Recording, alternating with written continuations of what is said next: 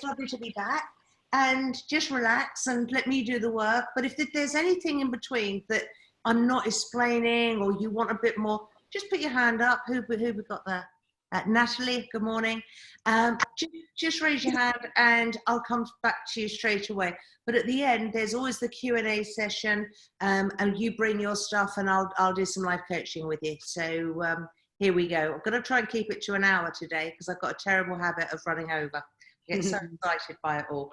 So we're talking today about creating habits and getting your business up and running again with a bang. And why have we chosen this at this stage of the game? Well, you know, we've been in various forms of shutdown, lockdown, put down over the last 3 or 4 months, and it can be a little bit daunting to get cranked up again. But also, we're going into a new world. We're not, you know, your old business strategies are almost certainly not going to thrive in the new world.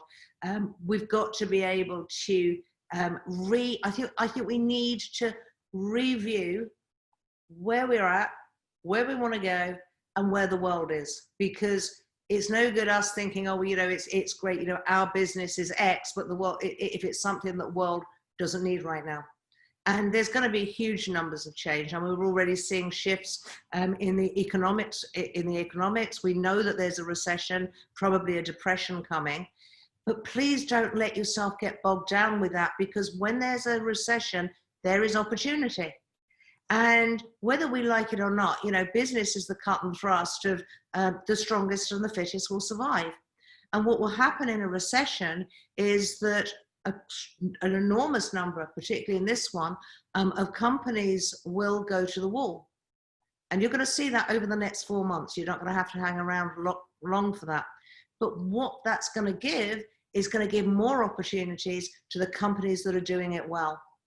And, you know, when I moved down to Dorset, I really wanted to spend my money with local companies. You know, I wanted to contribute to the local economy.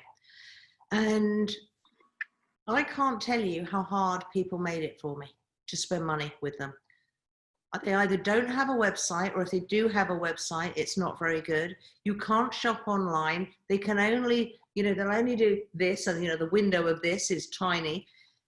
And it really highlighted to me one of the main reasons that entrepreneurs or business owners that aren't thriving, it's not all about the economy. Sometimes it is a lack of branding, marketing, and you don't need to spend huge amounts of money on a strategist. A brand I've just discovered is Humble Warrior, and they do health drinks, but they're proper health drinks. They've got turmeric in them and all sorts of things from the Amazon jungle. I'm going to send you some, Megan. You're going to love these, but they come in the most beautiful box with you know, a warrior symbol, and they've got lovely, they've just got lovely touches. And I'd really encourage you to look at somebody like that. Look at Om&R, Rock and Raw. The products aren't very good at Rock and Raw, and they're hugely overpriced, but their branding is fantastic.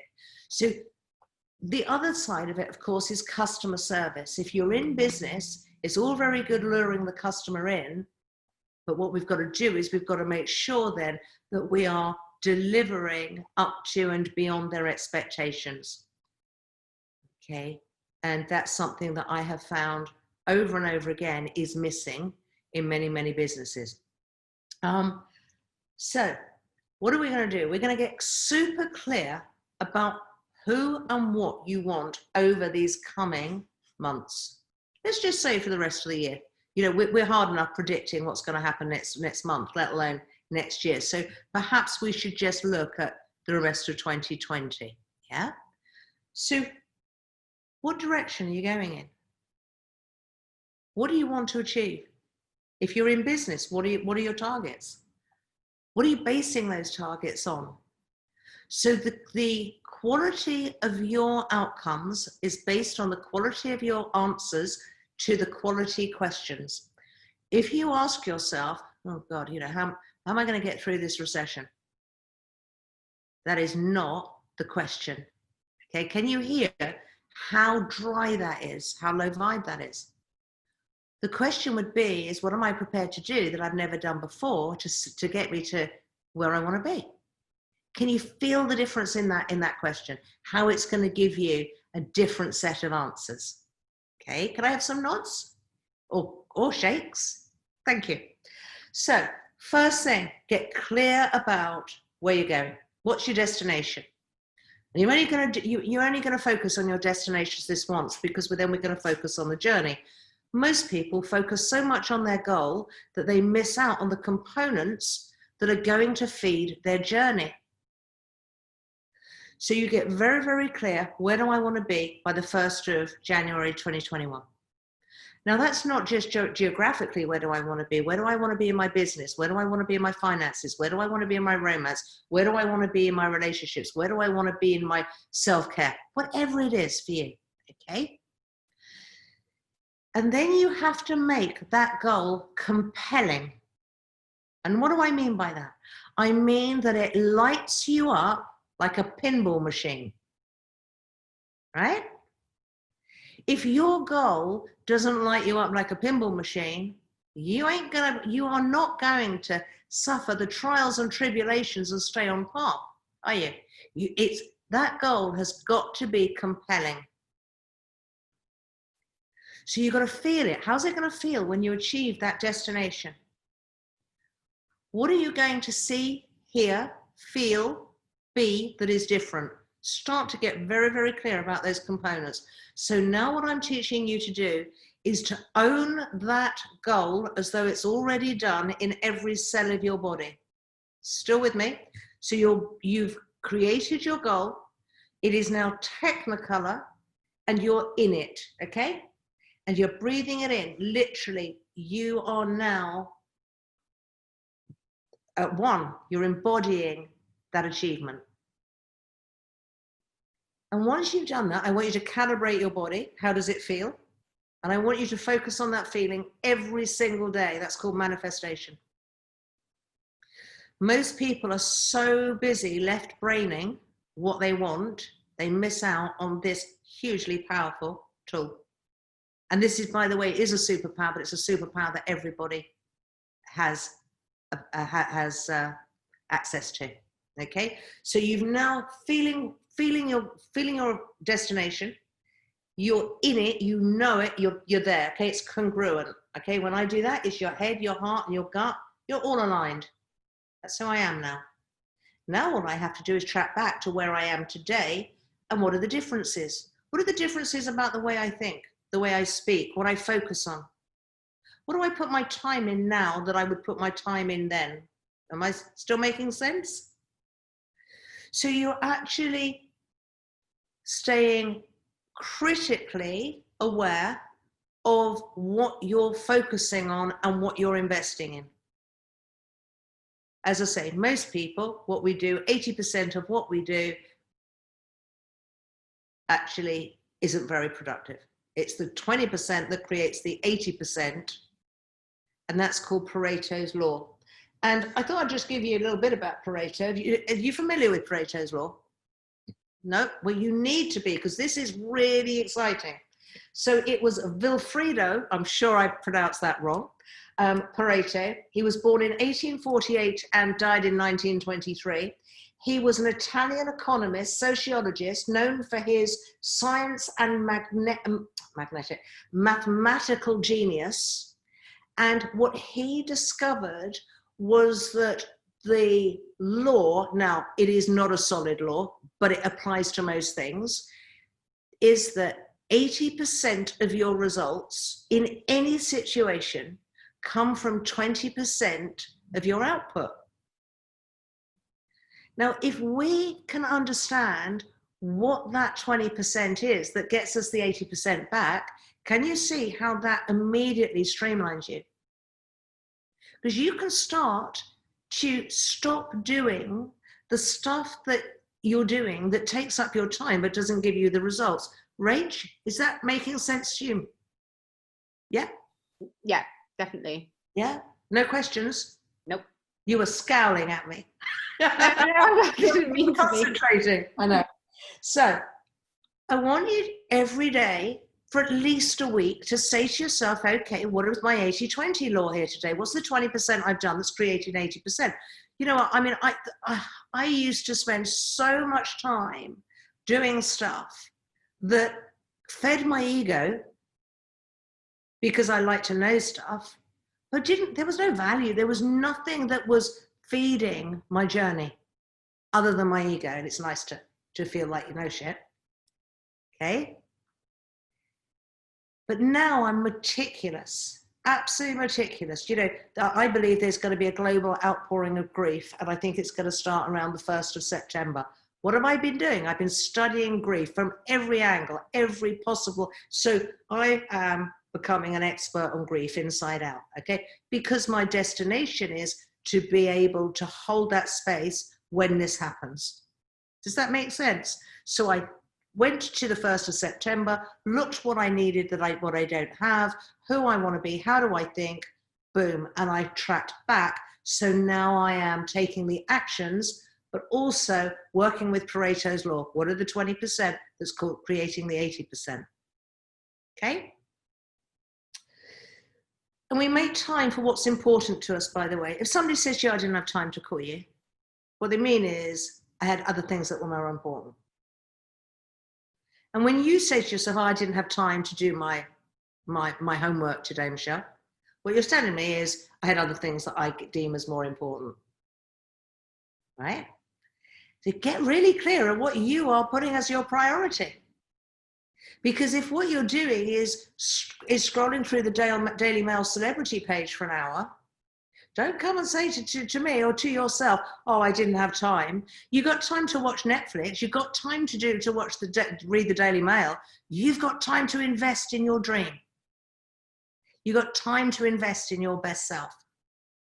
Okay, and using that really smart Pareto's law. So you're constantly evaluating, what is the benefit? What is the benefit? What am I getting out from this input? There's only one resource that a human being cannot replace. One. You can replace money.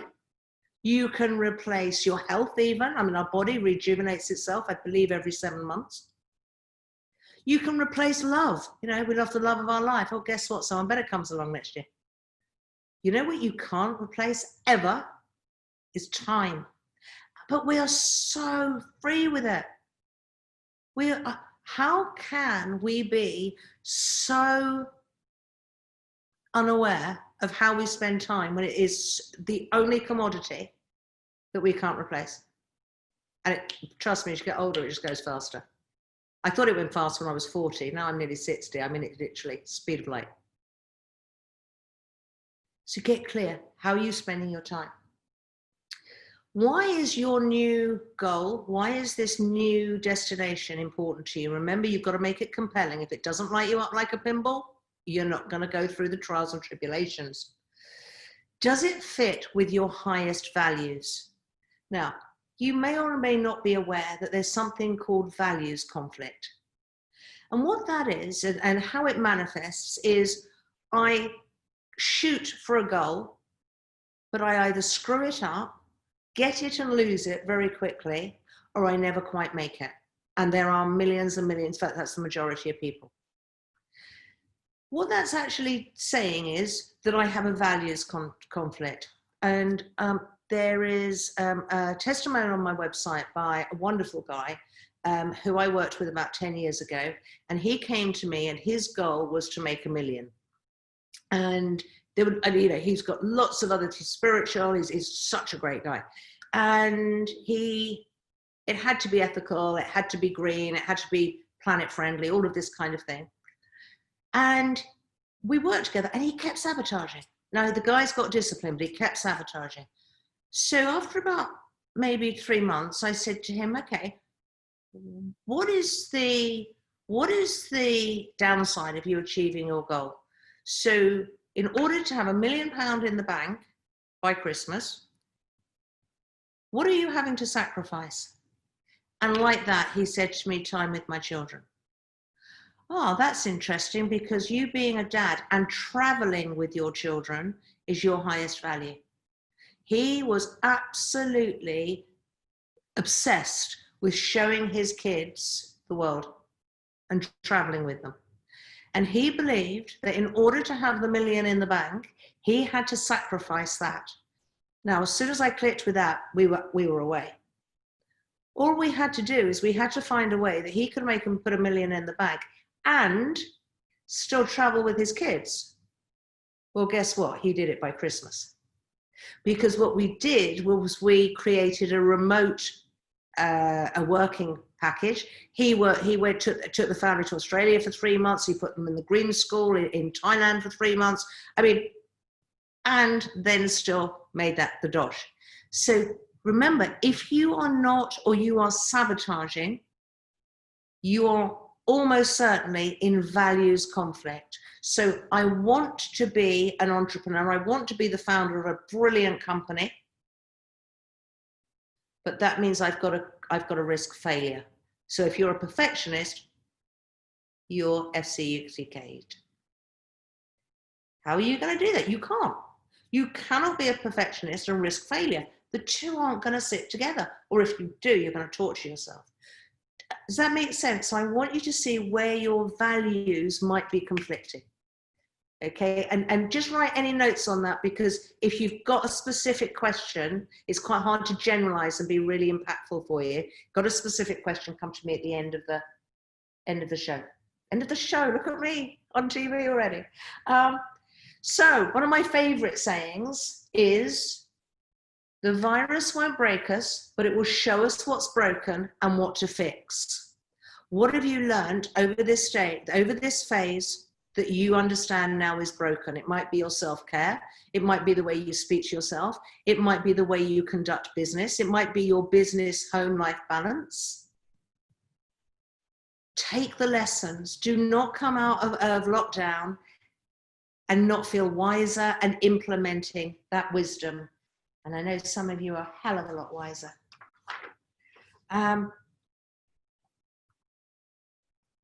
So we've defined your values, done that bit. Talked about the quality of questions.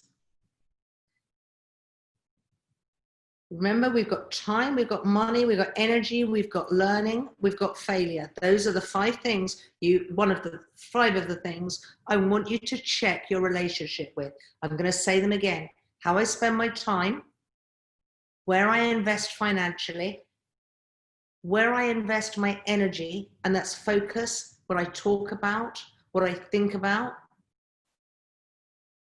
what I invest in learning. And I want to put a caveat there. Learning is not doing. I meet loads of people who say to me, I've read every book on this, Michelle. Yep, and you're still not getting it.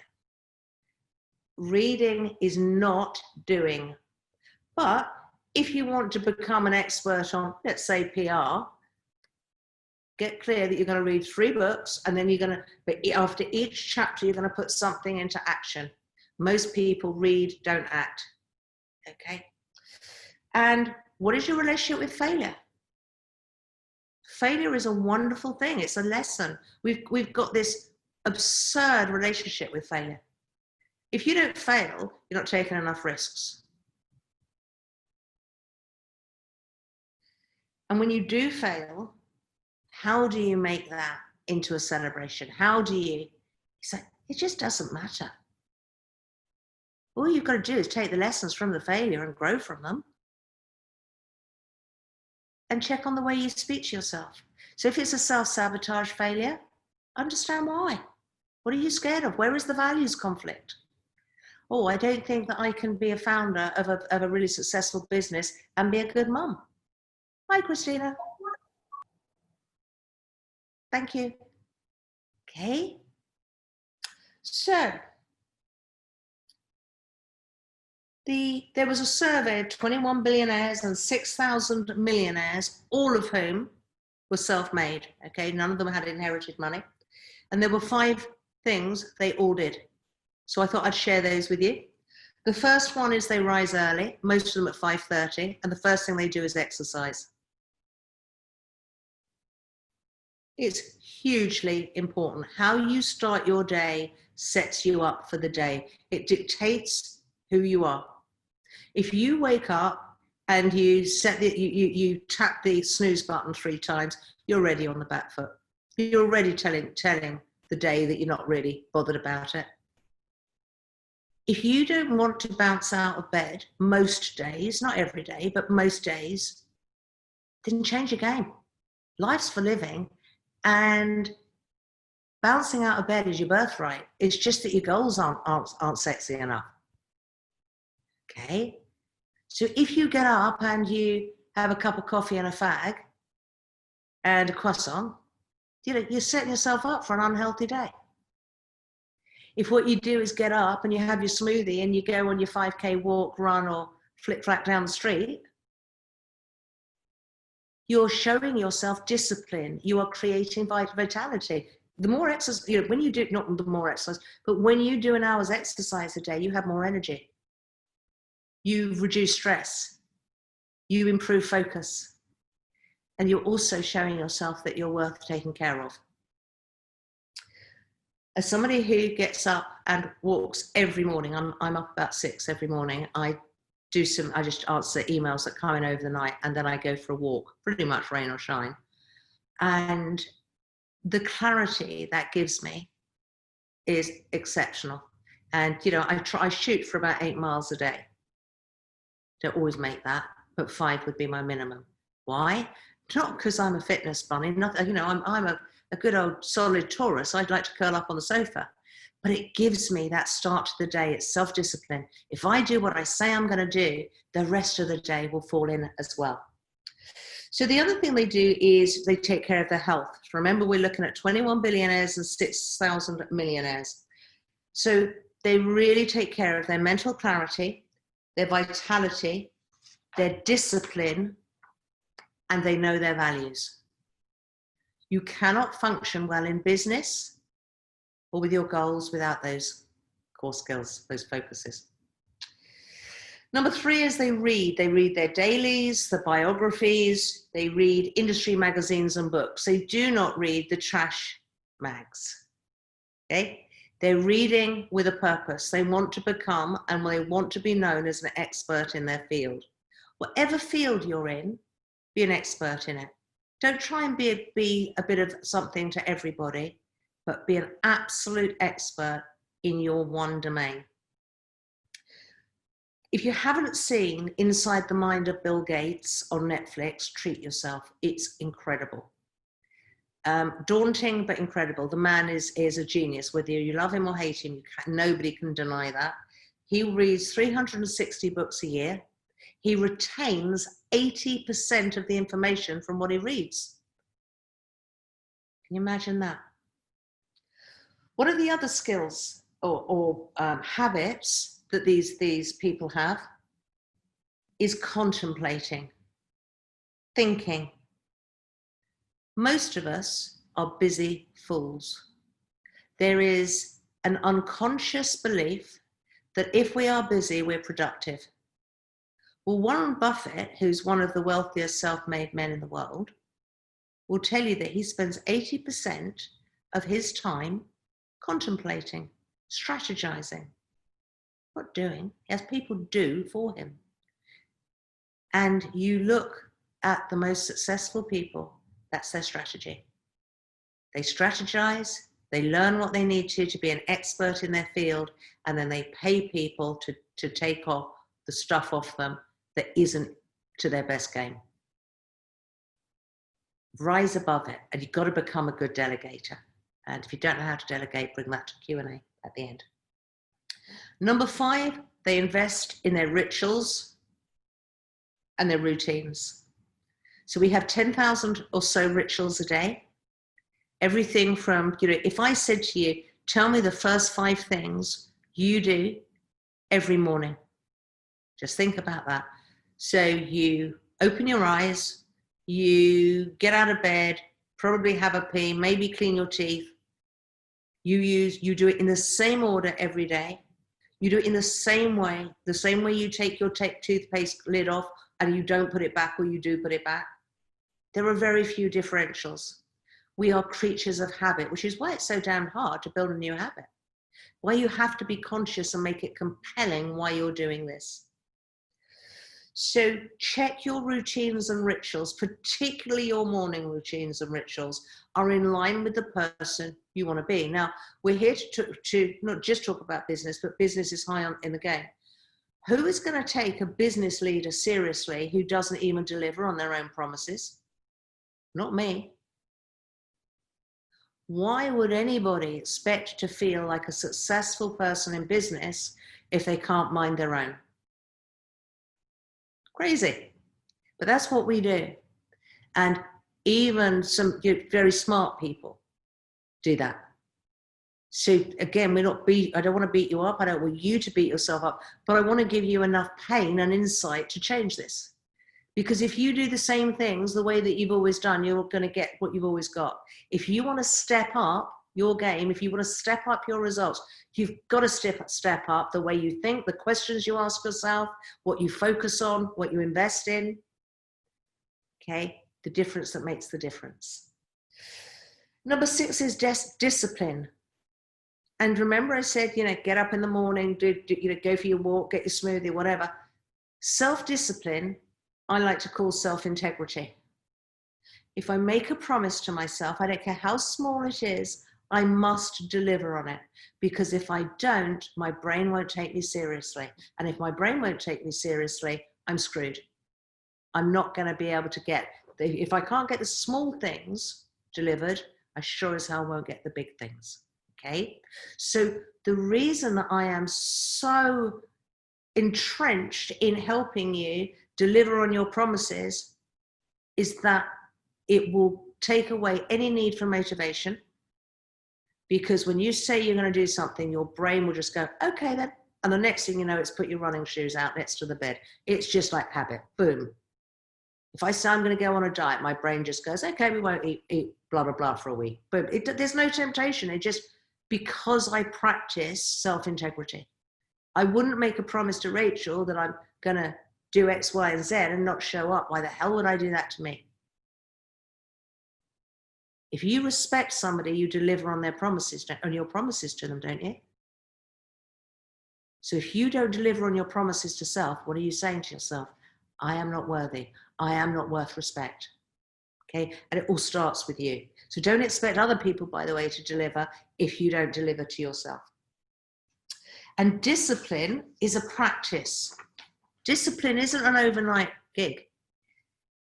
We have to be consistent in doing what we say we will do. So don't set yourself a goal. If you don't do anything, don't set yourself a goal of doing 10K run every morning. Start with, I'll drink mint tea instead of PG chips, and then I'll walk around the block. Something that you can over-deliver on. When you get into the habit of over-delivery, your brain will just continue to over-deliver. Does that make sense? You're training your brain every time you think, every time you do, but also every time you don't do. Do you live in fear or faith? Just think about that. With the coming upheaval, and there's going to be a lot more than just a recession, I suspect.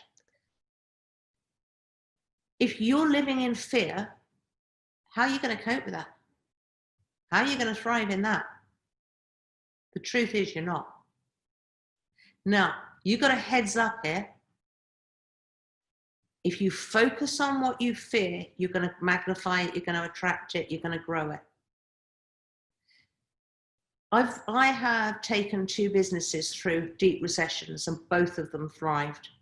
In fact, I ended up being a troubleshooter in recruitment for re-employment in the depth of a recession.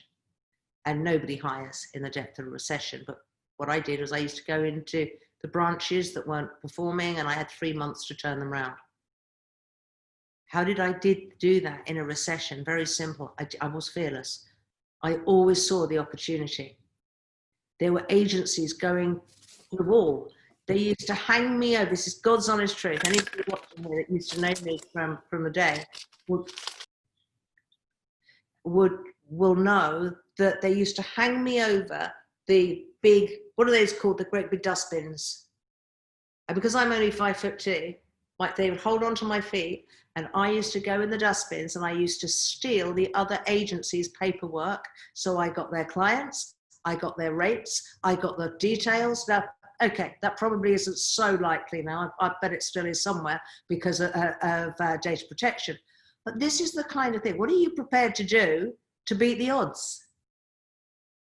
Think about it. You're not going to beat the odds just by being average. You're not going to beat the odds just by doing what's straight and narrow. You've got to think out the box. You've got straight away, you need to have an eye on which competitors are going down. And don't judge yourself about that. This is business. You can't save them, but what you can do is save and thrive yourself. Okay? So when a competitor goes down, how can you, do you want the staff? Do you, what is it you can learn from them? Why did they go down? Don't just go, oh yeah, oh, that's a shame. Get in there, roll your sleeves up. When you live in faith, you align your entire being with your goal. Remember right at the beginning, I talked about embodying. Every cell is already at that end game. Now, you don't need to believe in God to have faith. There is an intelligent force in operation, whatever it is for you. But remember that whatever you've got in your life right now is a result of every decision you've made.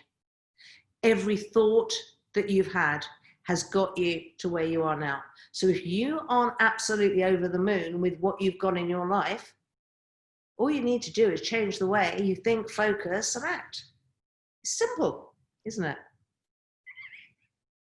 And the truth is, it's really simple, but it's not easy. It's not. Otherwise, everybody would be doing it. So think about it. When you're in fear, do you make better decisions or worse decisions? When you're in stress, do you make better decisions or worse decisions? They're worse. Why? Because you're in fight, flight, or freeze, which means that your prefrontal cortex, which is your information learning logical center, has shut down. When you're in stress, your fear center is flying, your logic shut down. Why do you think that as things get tighter, people make more irrational, dumb decisions? Don't be one of those. Understand, when you are in fight, flight, freeze, that you need to take yourself out of the game and just re-regulate your nervous system. Don't try and make decisions. And the busier you are, the more stress you're under, the more you're in fight, flight, freeze. If you're in fear, you're going to attract things to fear. If you are making decisions on that back foot, you are very unlikely to thrive. If you make decisions from a place of faith, and that faith starts with me. I have absolute faith that whatever I promise you today, I will deliver. I have absolute faith that whatever I promise myself, I will deliver. And I have absolute faith, and some, that if I do that, the universe will match me with bells and whistles. And please don't believe a word I say. Go play with it yourself.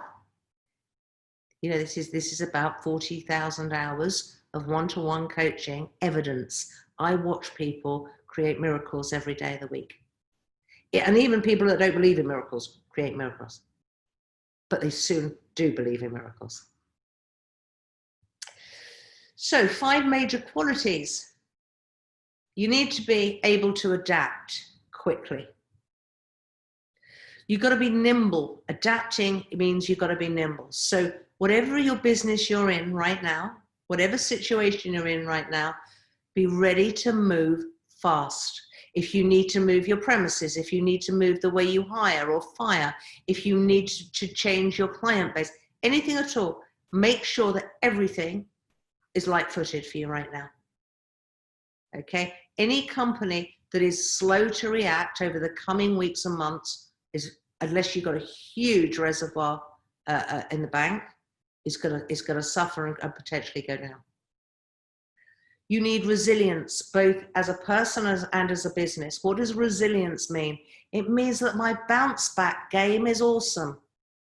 Now, everybody here that I know relatively well has bounced back from some serious shitty adversity in life.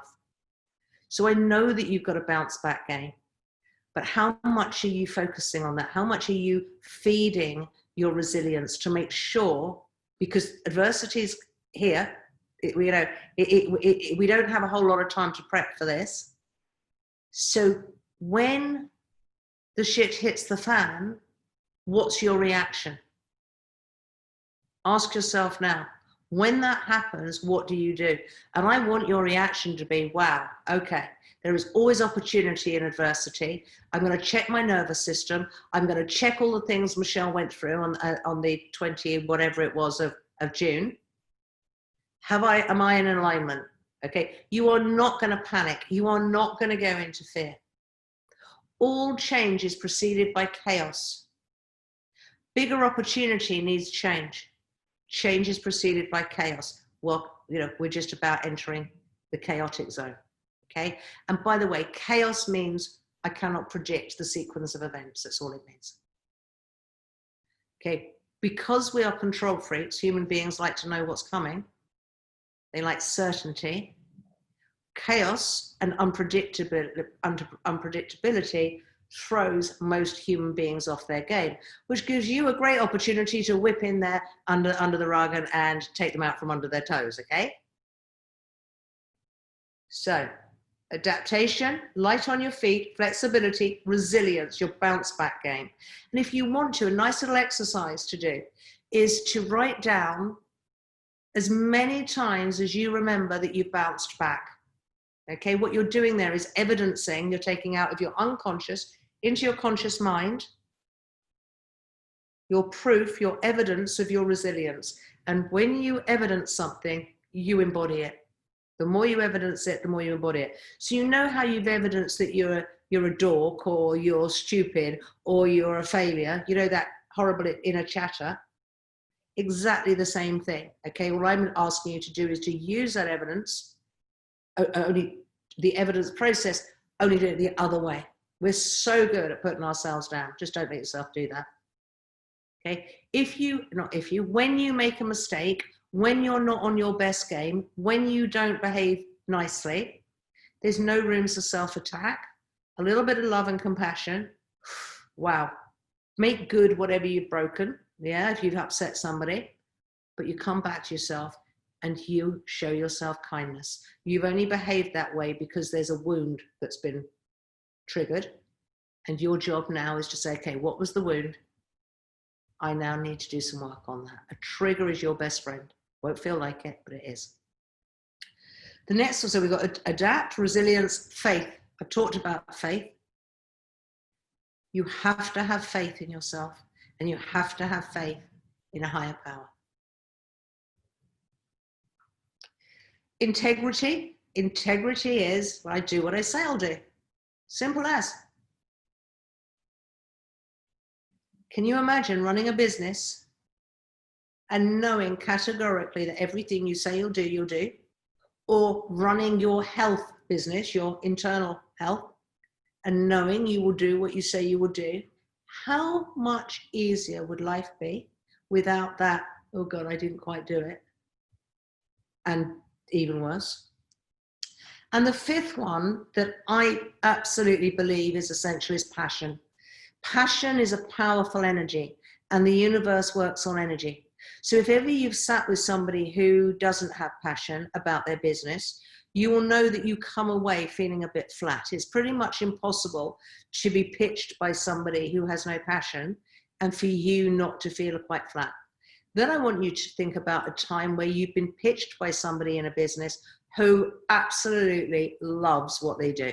It just oozes out of every cell, and they're so, so passionate. You'll be swept along by that. Humans love passion. It's an energy that's contagious. So whatever you do, once you've got that end game, remember at the beginning, a compelling goal, that's the passion. Move the energy. Those are your 5 Zelliisms I want you to absolutely focus on. We've then got declutter your mind. Okay, you can't think logical and creative magic, if it's cluttered with crap, you've got to take responsibility for what's in that mind. Nobody else. And the way you do that is you're consciously aware of what you think about. So you are not your thoughts. You can focus on your thoughts. I can see Teresa having a go up there. Yeah, you can focus on your thoughts. Do you know what you're thinking right now? Yeah. Yeah? Okay. Now, if you can focus on your thoughts, you are not your thoughts, are you? Your thoughts are here. I'm here. Okay? Really important you get this. You are not your thoughts. Your thoughts are little clouds that pass by and you choose which ones to attach to. So the thought is, hey, you're really successful and beautiful. Gosh, don't want that one. Hey, you're really ugly and you're a failure. Oh yeah, let's feed that one. That's how it goes. So according to your belief system, you choose which thoughts to take and feed. You are not your thoughts and do not believe your thoughts. Your thoughts are naughty. You declutter your emotions. You should not be run by your emotions. And if your emotions are uncontained, you're unpredictable, you can't trust yourself, and a whole cycle of poop comes along that one too. So by understanding your emotions are your best friends. They're all telling you a story.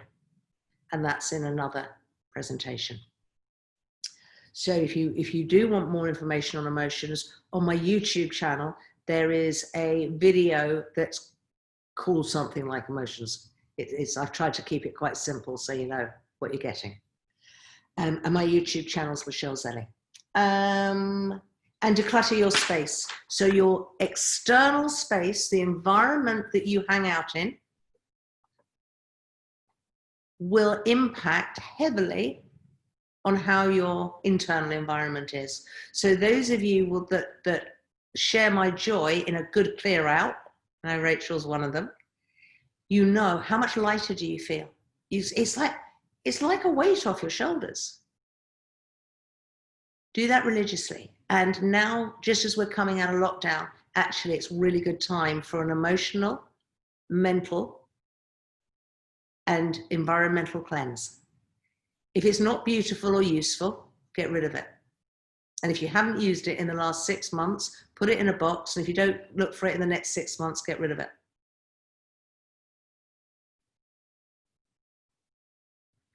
And that, my friends, is your Zelli Saturday morning show. How have I done for time today? Oh, look at me, Rach. You've done well today, Zelli Z. Get in there, girl. So now, who wants to be the first to ask me a question today?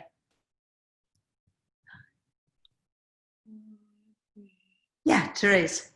It's not a question, but it's when you said, oh, I could see you thinking thoughts. It was when you said declutter your mind. I love a good declutter. But I'd never thought of decluttering my mind. So yeah. I'm always sending things to the charity shop in pre-COVID times and getting rid of stuff. So, but decluttering my mind or my thoughts, yeah, I'd never thought about that before. So I was writing down, I want to do this, spend some time doing that. Well, and do show up next for the next live, because if you've got any issues with it, we can always do so. I can also coach you through it. Okay. Oh, thank you. Who wants to ask me a question? Megan? No, nothing from you today. Have I bamboozled you all? So Zelli, what would you say your best tips for decluttering mind and stuff is? Funnily enough, I found my notes the other day when I was going through a whole load of stuff from my EDI. And there was loads of stuff on there that I was like, oh, you know, I'd sort of forgotten, and good things that I got into. But yeah, what would be your top tips for? So just for the people that don't know, EDI is emotional detox intensive. And I used to run a 2-day program, wasn't it? Yeah. It felt like about 2 months for anybody who was taking it. Yeah, it did feel like 2 months. Yeah. And that was basically how to declutter your emotions. And a hugely powerful. So how to declutter your mind? Well, the first thing is you've got to know what's going on in your mind. You've got to, if you look in a cupboard, you can't declutter it until you know what you got in there. How do you know what you've got in your mind? You've got to pay attention. So remember I said, focus on what you're thinking about. So your thoughts, pop it along there, and you choose which ones to send to the charity shop and which ones you're going to keep. Which ones serve my purpose? Which ones serve my goal? Which ones serve who I want to be? Does that make sense? Yeah. Okay. So what else would you do? So you will have a pattern of inner linguistics. So what that means is that you will have certain things you say to yourself over and over and over again, and they're usually not the good bits, okay? There's usually a dialogue is like, oh, why am I so stupid? Oh, I'm never going to be that thin. Oh, God, I haven't got any money again. Oh, why is life so hard? Okay, I'm making it up. You know what they are. And you need to know what your regular self-talk is. Okay, you have between 60 and 100,000 thoughts a day. What percentage of those are repetitive, Megan? Go on, have a guess.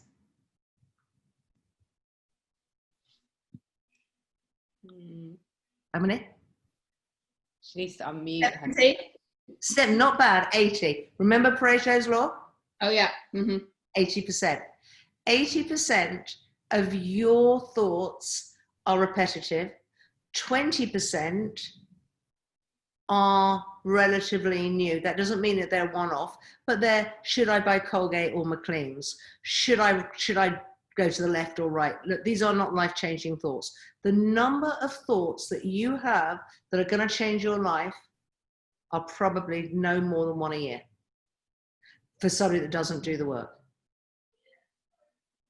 And that's why people are stuck being who they used to be, getting what they used to get, and eventually giving up. That's what happens to most people. And that's the reason. It's because what creates our output? The way we think, the way we feel, and who we hang out with, our environment. And yet, how much energy does the average Joe put into managing thoughts, healing feelings, and making friends with them? Not many. It's crazy, really, when you think about it, isn't it? Yeah. And, if you have habits that are holding you back, and whether that's a line of Coke or a bottle of scotch or too much TV or gaming or whatever it is, don't beat yourself up. Those habits are designed to numb out a feeling that you don't want to feel. That's all. And if you've got a feeling that you don't want to feel, numbing it out is going to make it worse, because the feeling is determined to be heard and felt. So it is going to make itself bigger. And how does it do that? It attracts situations and people that are going to make it bigger. That's called the law of attraction. Whatever you're repressing, you're feeding. Okay? You can't run away. There's no such thing as running away. You're going to pay. You're going to face this head on at some point. You might choose for it not to be today. You might think, oh, you know what? I'll have a couple of days off. But trust me, whatever you're repressing will come and get you. It'll make itself known.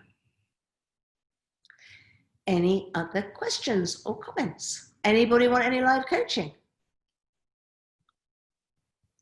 Well, you'll let me off nicely. I've got some friends. I've got some friends coming shortly. I'm going to go make some cocktails. I think 1 o'clock's a perfectly okay time to have cocktails, don't you? Yeah. Absolutely. I bought rhubarb puree.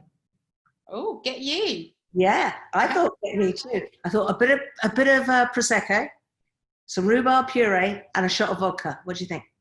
Sounds good to me. Yay. Well, that's it from me. Perfect, Zelli. Really, really helpful as always. Lovely to see you. Thank you, Michelle. My pleasure. Really my pleasure, always. And I will see you in a few weeks. Rachel and I will come back with dates and topics. And Yeah, if you've got questions or topics that you want, please just pop them over to Rachel. And don't forget, I've got that YouTube channel. Subscribe to that and you get lots and lots of stuff because I'm doing loads of lives at the moment. Okay. cool. Love you all. Thank you.